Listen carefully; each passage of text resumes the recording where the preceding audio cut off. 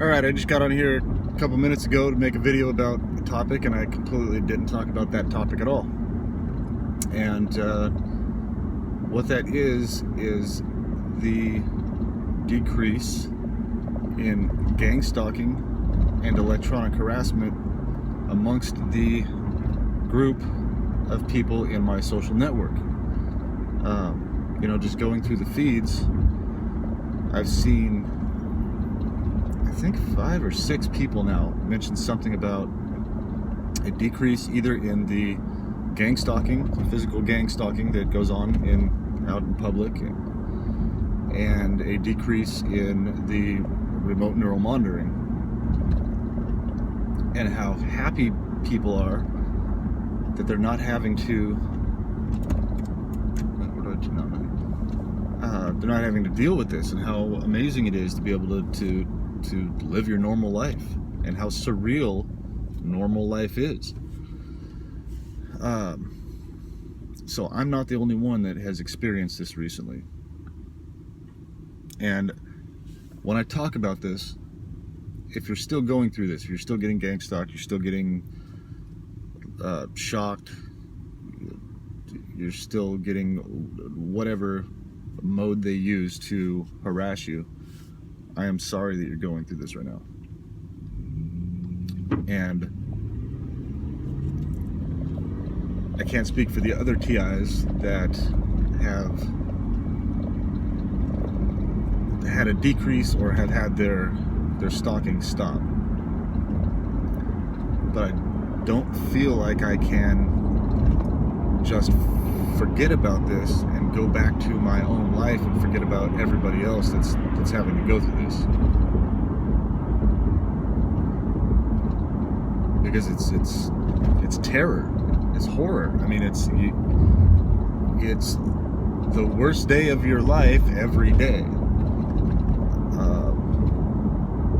It's like the cartoon strip Born Loser. I don't know, that's an older one. I don't know if some of you have seen that, but there's a cartoon strip called Born Loser, and the guy has the worst luck. Every single comic strip, something horrible is happening to him, and he can't figure out why, what's going on. There's just all this stuff going on,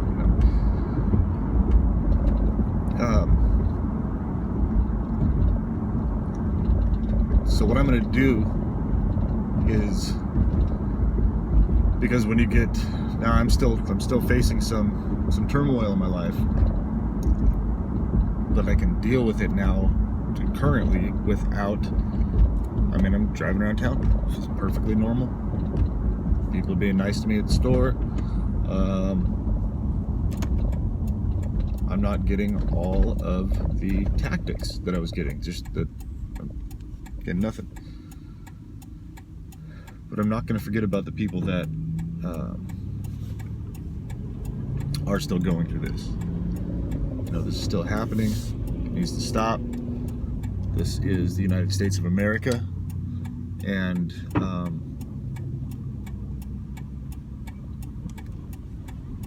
we don't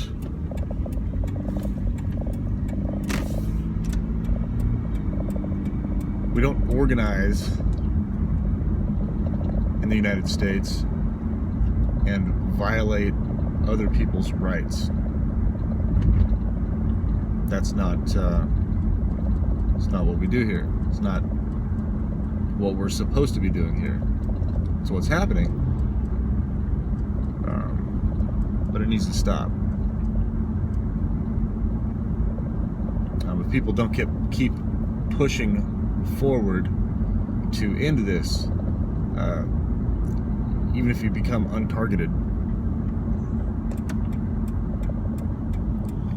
I don't even know if that's a possibility, to become untargeted. I'm sure you're still got your information, they still surveil you and everything, but it's not so in your face. But even if you become untargeted, you need to. Why is this guy not going?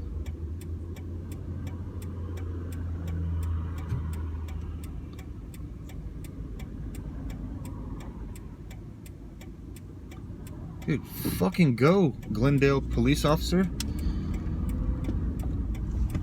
Could have gone like 5 times just now.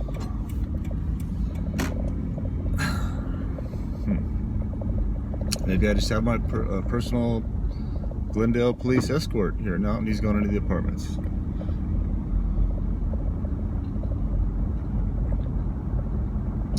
But anyway, like I was saying,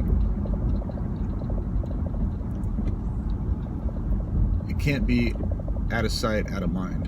You have to keep doing something.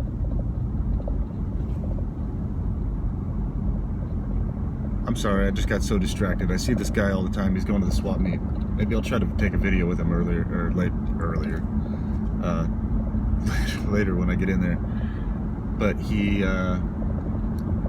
I call him Superman Elvis because he dresses like Elvis, and he's got like the wave hair and the Elvis glasses and everything, and then he wears Superman shirts and or a Superman weight belt over his coat. He's an interesting dude, and he's all buff. He's like I don't know, probably late 60s ish, 70s ish, something like that. And he's just pumped.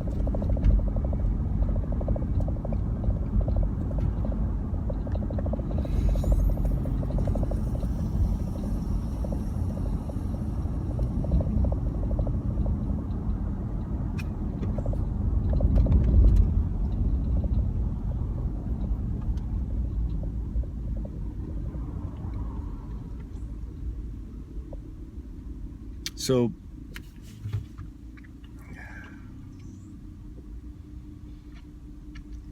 I don't know what's going on with the targeting, with the decrease in targeting. I don't know if they have maybe some of the more vocal people, some of the people that are making progress, something. Maybe they pulled targeting off of those people and started on an entirely new batch of people to target, to where the perpetrators do not become unemployed, they just become less visible.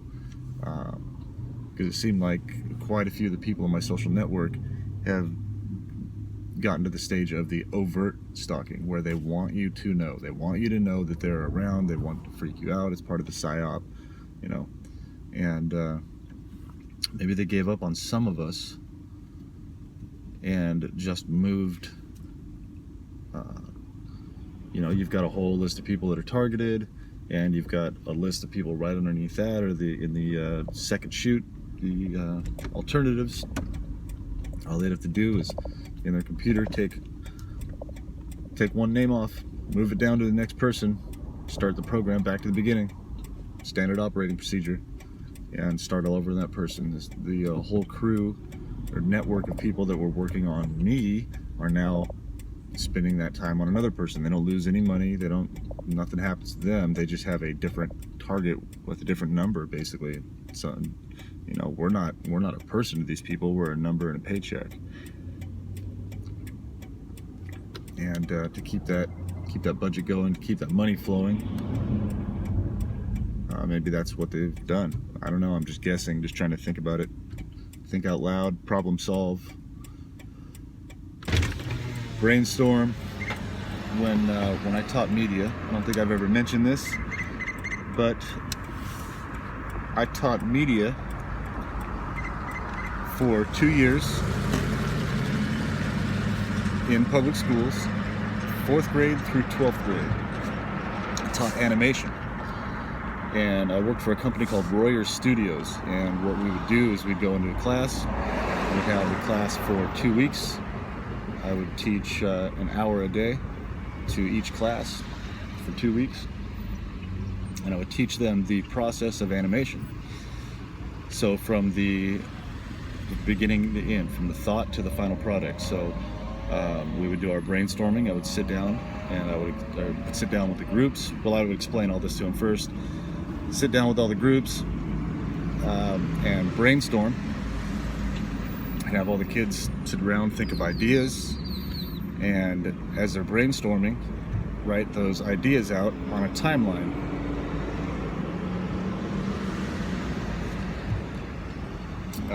Once they got their timeline, they would make their keyframes. What your keyframe is the main picture that shows basically what's going on in the sequence of frames that you're going to make. And that helps create your storyboard. So you brainstorm,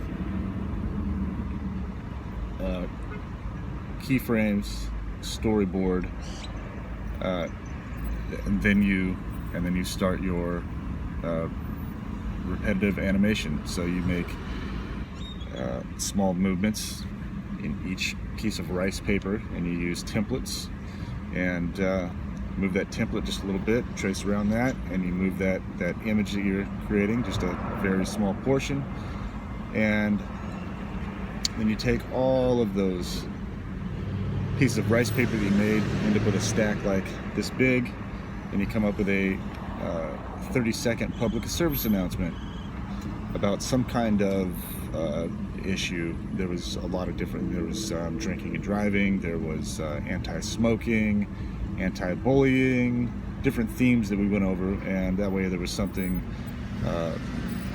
productive for the kids to learn in the animation process other than just learning how to animate.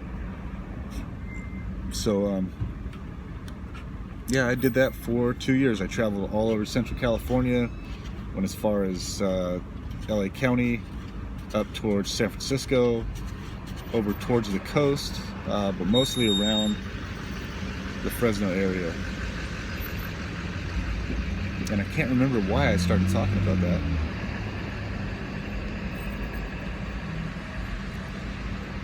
But yeah, I did that for 2 years. I was in the Air National Guard still at the time. I was doing my 1 week in a month and working on military orders at the time, so I was keeping super busy. I was at the base a couple weeks out of the month, it seemed like, about half of my time, and then I would go, when I wasn't working the base, I'd go work for Royers whenever I had a 2-week class. They were usually back to back, then I'd get some time off because I had to book all the classes.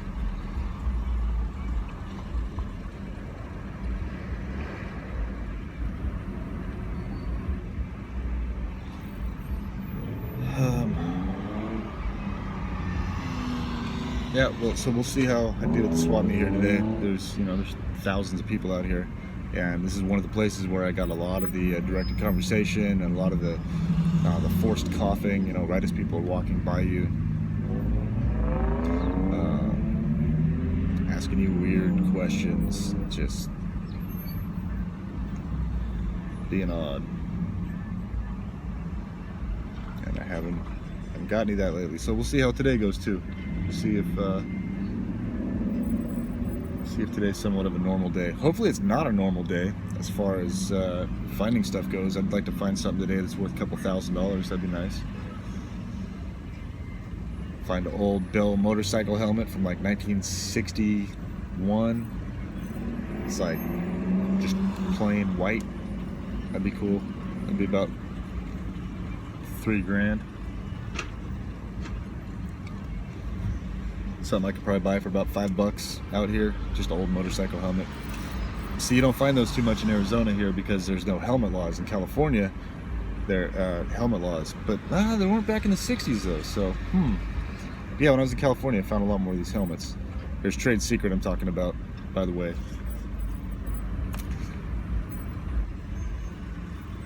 Man, my videos are just all over the place, aren't they? That's all right. It's a potpourri of information. Yeah, so if you're a picker, I learned that term after I started doing this. We weren't called pickers before the show came out. I mean, some people called it that, but some people just do this. Just go out and find stuff. So if you're doing this and you happen to come across a vintage motorcycle helmet from the 60s or so, say a person is restoring a 1961 Honda CB450, the Black Bomber, right? They get it all decked out, they got the drag bars on it, and they're ready to rock, and then they need a helmet, and they go to the helmet store, and it's all these brand new, full-faced,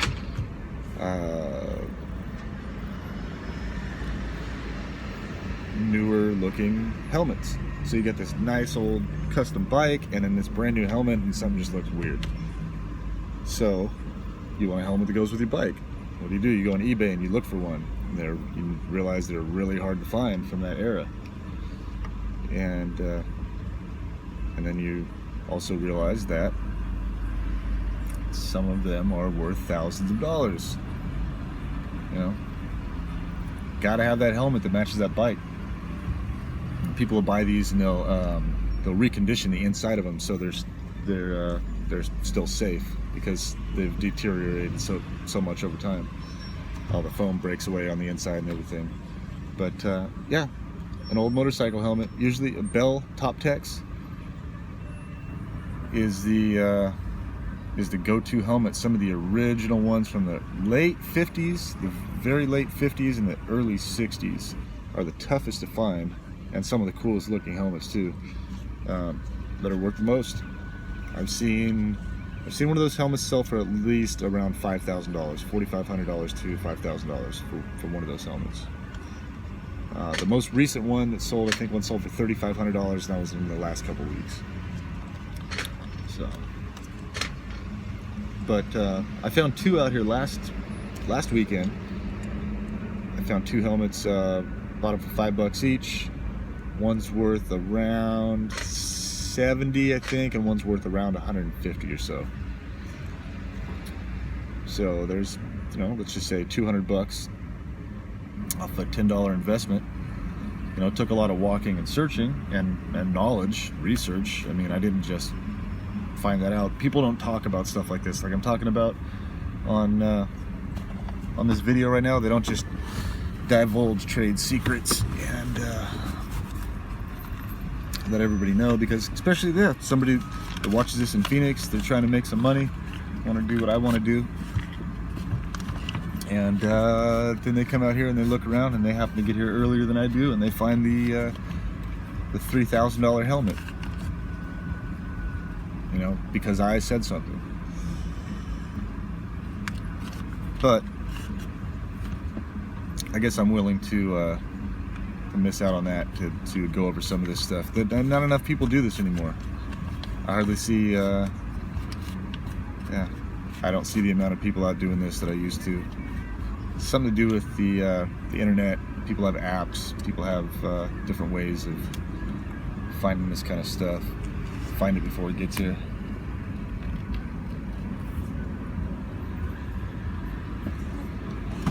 Gotta pay.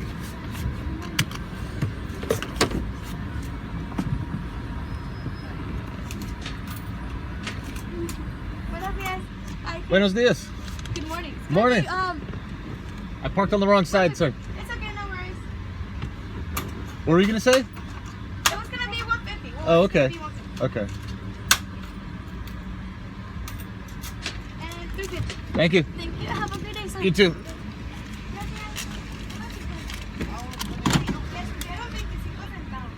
It's funny, everybody else gets a buenos dias. I get a good morning.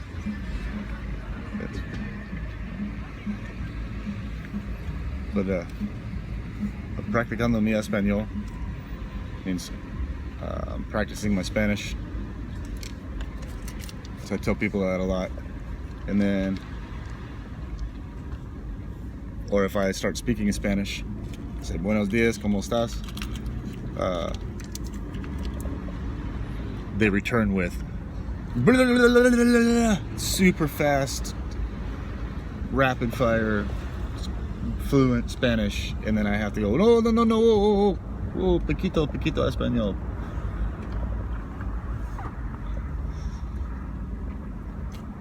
Damn, it's packed out here today.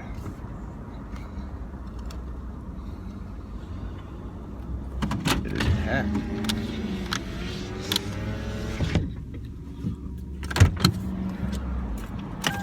All right, I'll just kind of show you my little setup before I go in here.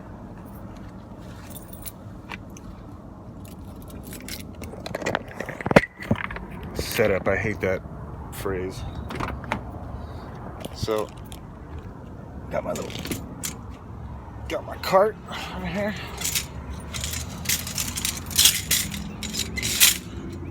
Yeah, my cart. I got my blue IKEA bag so I can conceal my stuff, so people don't get nosy what I'm buying. Put my stuff in that blue bag and they can't see what it is that I'm getting. Because I don't tell everybody what I'm getting. Because a lot of people come out here and they want to study you, see what you're buying, see what you're into, see what makes money, and do the same thing. I don't blame them. I do the same thing. I watch people.